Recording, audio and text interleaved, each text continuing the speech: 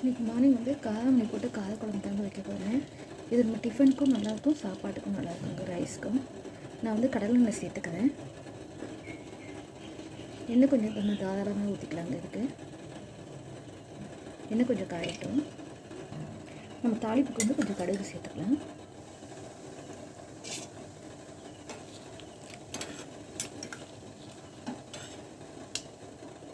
கடுகு நல்லா பொரிஞ்சு வரும்போது காஞ்சி மிளகா நல்லா கிள்ளி போட்டுக்கலாங்க.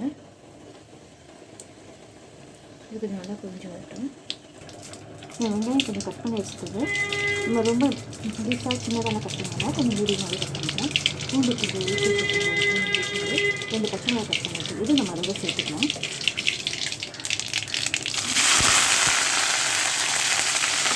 இது நல்லா வதங்கட்டும். நம்ம வந்து இந்த வெங்காயத்தை வந்து இந்த கலர் மாறினா போதுங்க. அந்த கண்ணாடி மாதிரி வந்துச்சு உங்களுக்கு இந்த அளவுக்கு வதக்கினாவே போதுங்க. இப்போ நம்ம இதில் வந்து தக்காளி சேர்த்துக்கணும். நான் வெங்காயம் 1 தான் எடுத்துருக்கேன், தக்காளி மட்டும் 3 பழமாக எடுத்துருக்கேங்க. இது நல்லா இதில் வதக்கிக்கலாம். நம்ம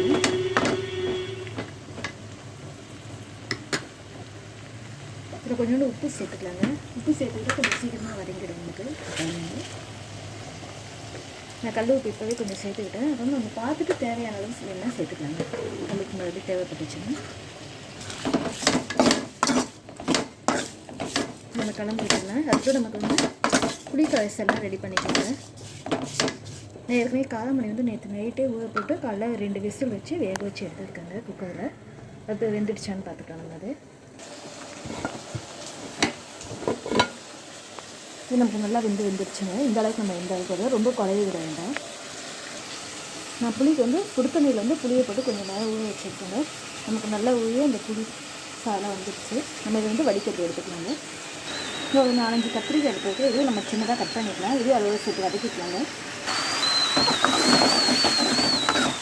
பார்த்திங்கன்னா தக்காளி கொஞ்சம் நல்லா வதங்கிடுச்சு. கத்திரிக்காய் கொஞ்சம் வதங்கினதுன்னா நம்ம எல்லாத்தையும் சேர்த்துக்கலாம். இப்போ வந்து குழம்பு நிறைய சேர்த்துக்கிட்டே போட்டுங்க. வீட்டில் இருக்க நம்ம வீட்டில் எல்லாம் வீட்லையும்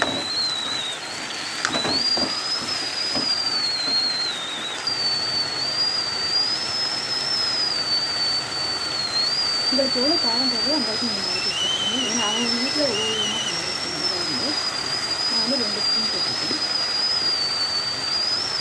இது நம்ம வதக்கிக்கலாம்.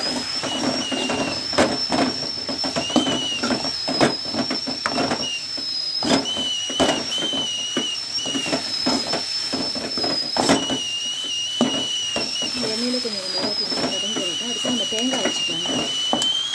நம்ம தேங்காய் வச்சுட்டு வந்துச்சு. நான் தேங்காயில் எதுவுமே சேர்க்கலைங்க. எதுவும் தேங்காய் மட்டும் தான் வச்சுருக்கேன்.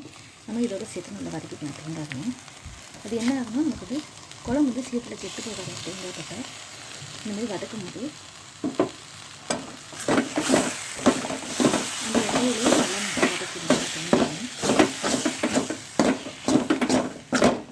சில பேர் வந்து கொஞ்சம் லேட்டாக கூட சாப்பிடுவாங்க. மதியான டைம் அந்தமாதிரி சாப்பிடும்போது வதக்கிட்டு என்ன ஆகும்னா தேங்காய்க்கு அந்த பச்சை ஸ்மெல்லாம் இருக்காது. தேங்காய் போடுறதுனால சீக்கிரமாக கெட்டு போகாது குழம்பு. எப்பவுமே இந்த டிப்ஸை ஃபாலோ பண்ணுங்கள்.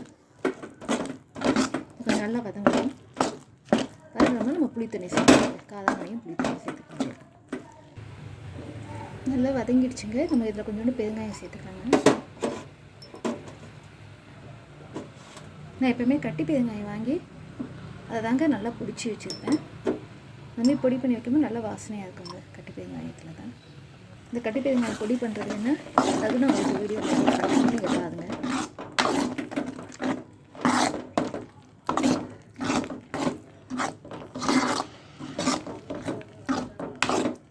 பார்த்திங்கன்னா கொஞ்சம் நல்லா வதங்கிடுச்சு. அது தேங்காய் போட்டதே நமக்கு தெரியல. பார்த்திங்களா அந்த அளவுக்கு கலந்துடுச்சு அந்த கிரேவியில். நம்ம இப்போ இதில் வந்து புளி தண்ணி சேர்த்துக்கலாங்க. நான் வடிகட்டி எடுத்து வச்சுட்டேன் புளி தண்ணி. அதை அப்படியே சேர்த்துக்கலாங்க.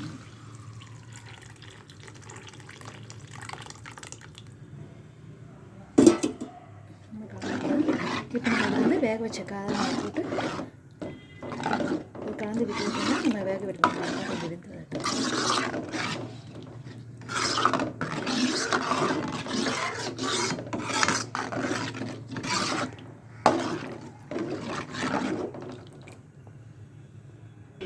காரம் நம்ம வேக வச்ச தண்ணியோடு சேர்க்கலாம், நம்ம ஃபில்ட்ரு பண்ணி சேர்க்கலாம். நம்ம வந்து ஃபில்ட்ரு பண்ணி சேர்த்துக்கலாம். ஏன்னா அந்த கலர் கொஞ்சம் ரொம்ப டார்க்காக இருக்குது, குழம்பு வந்து நமக்கு வந்து பிளாக் ஆகிடும்.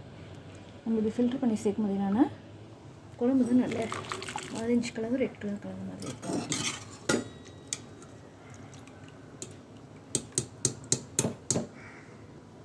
நம்ம காரம் நேரில் சேர்த்தாச்சு. இது நல்லா கொதிக்கணுங்க. நமக்கு இப்போ வந்து உப்பு கரெக்டாக இருக்கா பார்த்துக்கலாம்.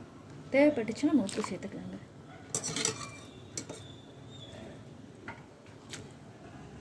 இப்போ வந்து நம்ம உப்பு கரெக்டாக இருக்கான்னு பார்த்துக்கலாம். தேவைப்பட்டுச்சுன்னா சேர்த்துக்கலாம் நம்ம வந்து உப்பு.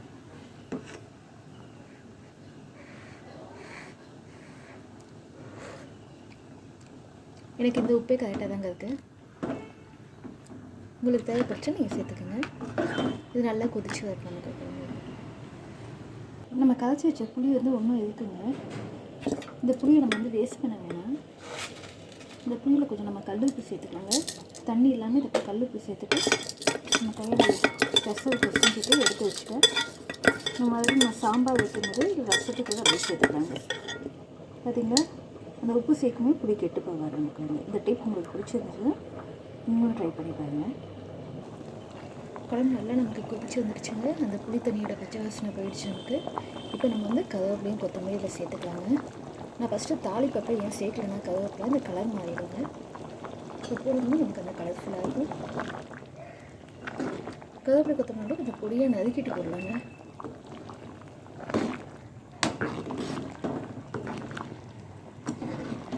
நமக்கு இப்போ காரமணி காரக்குழம்பு ரெடி ஆகிடுச்சுங்க.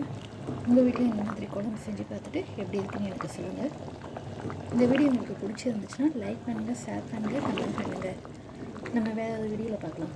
Thank you, bye bye.